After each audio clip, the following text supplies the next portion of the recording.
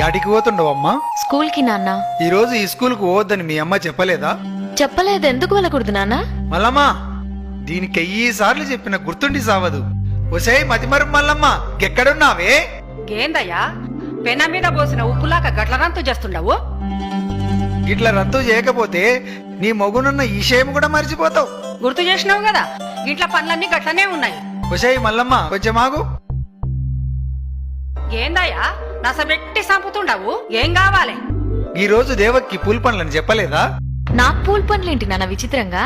Pool పండ్లు నీకు కాకపోతే నాకు పెట్టిస్తాడా? పుస్తకాలు లోపల పెట్టి ముందు సీర కట్టుకోపా.